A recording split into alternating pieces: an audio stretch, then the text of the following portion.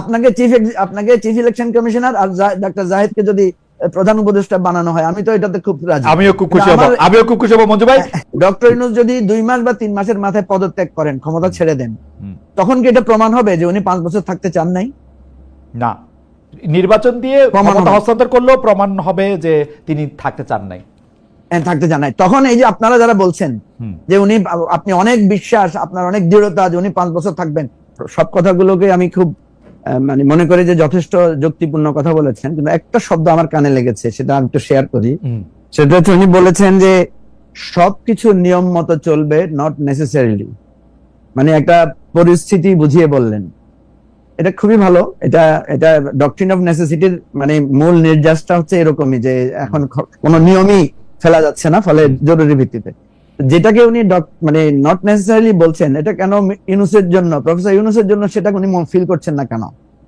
উনি কিন্তু প্রফেসর ইউনূসের এইটা ঠিক হয় না, ওইটা ঠিক হয় না, এটা ঠিক হয় না তুলছেন, কিন্তু যখনই আপনি সেনাবাহিনী প্রধানের বিষয়টা তুললেন, তখন কিন্তু উনি বলছেন সবকিছু ঠিক মতো চলবে, এটা নট নেসেসারিলি।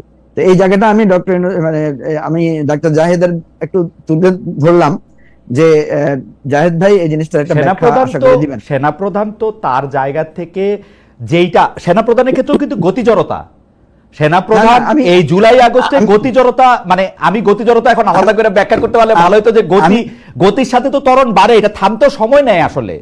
মানে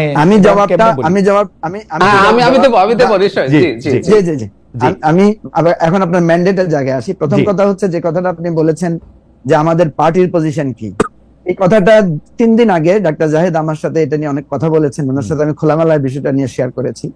প্রথম কথা হচ্ছে আমাদের পার্টির পজিশনটা হচ্ছে আমরা একটা সমঝোতামূলক মধ্যপন্থা আমরা গ্রহণ করেছি। কেন করেছি আমি আপনাকে বলি, যে আমরা এই অভ্যুত্থানের পরে আমরা দেখছি যে অবদান নিয়ে একটা কাদা ছোড়াছুড়ি শুরু হয়েছে, যে বিএনপির কোনো অবদান নাই, জামাতের অবদান বেশি না, ছাত্রদের অবদান বেশি ইত্যাদি, এবং এই বিতর্কটা কিন্তু প্রফেসর ইউনূস এটা শুরু করেছেন, এবং উনি এটার জন্য বিরাট দায় ওনার আছে, এটা আমি মিটিং এও বলেছি, লিখিতভাবেও বলেছি। তো এখন কথা হচ্ছে এই বিতর্কটা অবসানের জন্যই আমরা একটা মধ্যপন্থা নিয়েছি।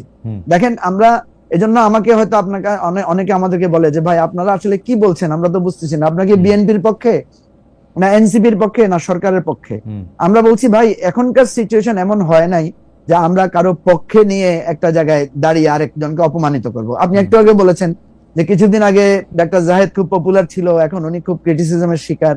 এটাই হচ্ছে আমাদের বাংলাদেশের রাজনীতির একটা সমস্যা, যে আজকে আপনি আমার পক্ষে আছেন তো আমি আপনাকে খুব পছন্দ করি, কালকে কোনো একটা কথা আমার বিপক্ষে গিয়েছে তো আমি আপনাকে একেবারে আমি লেট মি কারেক্ট মাইসেলফ, আমি কিন্তু জাহেদ ক্রিটিসিজমের শিকার সেটা আমার কোনো প্রশ্ন না, মানে সেইটা আমার কোনো কনসার্নের বিষয় না। আমি জাহেদকে বলতেছিলাম জাহেদ আগে যথেষ্ট ভারসাম্য রেখে, মানে যাদের বিপক্ষেও উনি বলতেছেন সেই পক্ষেও উনি কিছু যুক্তি উনি শুনতেন, দিতেনও। এখন তাকে দেখতেছি যে উনি ঘোষণা দিয়ে উনি এই যে খোলাখুলি ভাবে বলতেছেন না, এই খোলাখুলি ভাবে বলাটা উনি ব্যবহার করতেছেন গত 2-3 সপ্তাহ ধরে, যে আমি খোলাখুলি ভাবে পক্ষ নিচ্ছি। এইটা কেন, এটা ছিল আমার প্রশ্ন।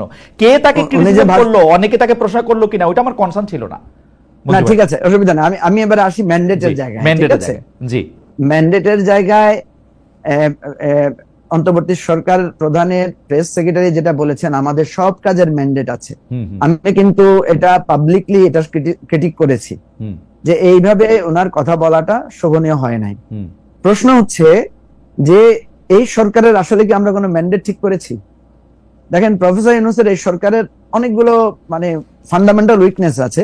তার মধ্যে একটা উইকনেস হচ্ছে উনি শুরুতেই এই আলোচনাটা করতে পারতেন যে আমার সময়সীমা কতটুকু, আমার ম্যান্ডেট কি, আমি কি কি কাজ করব। এই যে আজকে আমরা বলছি বিচার, সংস্কার, নির্বাচন, এই আলোচনাগুলো তো এত ডিটেইল হতে পারতো ওনার সাথে। আমি কি একটু আমি জানি না, মানে জ্ঞানীগুণী লোকের মধ্যে বেশি কথা বলে ফেলেছি, কিন্তু সরকার আমাদেরকে জিজ্ঞেস করে নাই, ডক্টর ইউনূস আমাদেরকে জিজ্ঞেস করে না আমার ম্যান্ডেটটা আসে কিনা। ডক্টর ইউনূস আসার আগেই এই সরকারের ম্যান্ডেটটা কি সেটা জিজ্ঞাসা করা হয়েছে হচ্ছে এপিলেট ডিভিশনকে, প্রধান বিচারপতির নেতৃত্বে। এপিলেট ডিভিশন ওনাকে বলে দিচ্ছেন যে আমাকে তোমরা নির্বাহী কাজগুলি কইরা যাও, যেহেতু প্রধানমন্ত্রী পালিয়ে গেছে।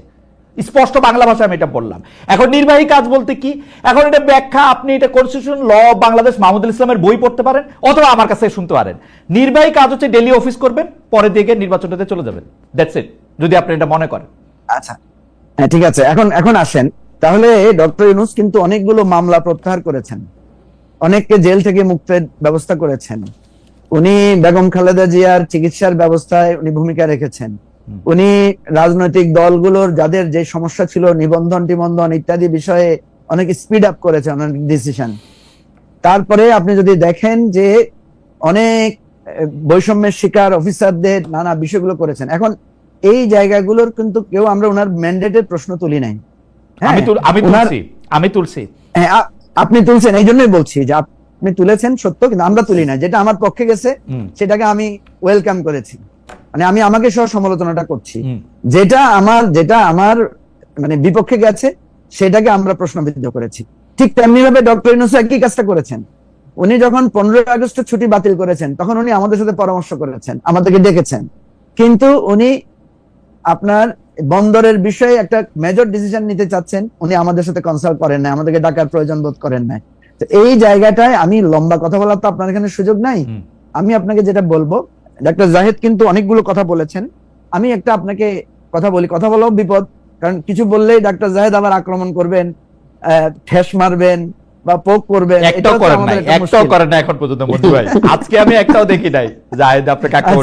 আচ্ছা বলেন। আমি অ্যাডভান্স রেজিস্ট্যান্স নিচ্ছি। আচ্ছা ঠিক আছে দেন। আমি আপনাদেরকে কিছু কথা বলি। জি। প্রথম কথা হচ্ছে, আমি যেটা দেখতে পাচ্ছি বিএনপি কে প্রতিনিয়ত কিছু লোক ডক্টর ইউনূস সম্পর্কে এমন কিছু ধারণা দিচ্ছেন যে ডক্টর ইউনূস ক্ষমতায় থেকে যাবেন, উনি একটা ষড়যন্ত্র করতেছেন, উনি বিদেশিদেরকে এখানে আনতেছেন, উনি বিএনপি কে কার্টেল করতে চাচ্ছেন, এই ধরনের যত ধরনের। মঞ্জু ভাই আবার একটা কথা, আপনি এই যে চারটা কথা বলেন, না আমাকে বলেন না, আপনি বলতেছেন যে বিএনপি এই বিএনপি ধারণা পাচ্ছে, আপনি বললেন আপনার থেকে একটা মিনিট, কথাটা শেষ হোক, আমার এই কথাটা শেষ হোক, এই কথাটা শেষ করি। আচ্ছা ঠিক আছে, শেষ করেন। এই কথাটা শেষ করি। হ্যাঁ, আমার এই বাক্যটা আরেকটু আছে, নাইলে আপনি হাফ কথার উপরে কথা বলেন। একইভাবে ডক্টর ইউনূসকে প্রতিদিন কিছু লোক কান পড়া দিচ্ছে যে এই জায়গায় সমস্যা হচ্ছে বিএনপি করতেছে, এই জায়গায় আপনাদের বাধাপ্রাপ্ত হচ্ছে বিএনপি করতেছে, এই জায়গায় এটা করতে পারতেছি না বিএনপির দোষ।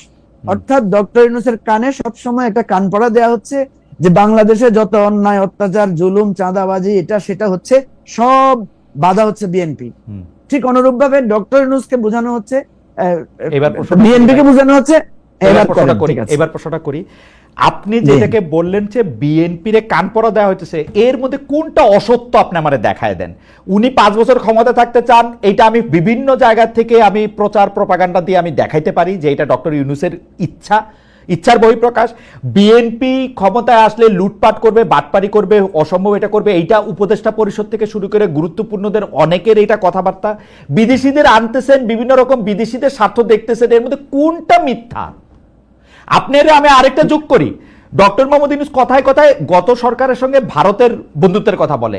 একটা চুক্তি আপনি আমাকে দেখান তো ডক্টর ইউনূস ভারতের সাথে বাতিল করছে আইসা 9 মাসে।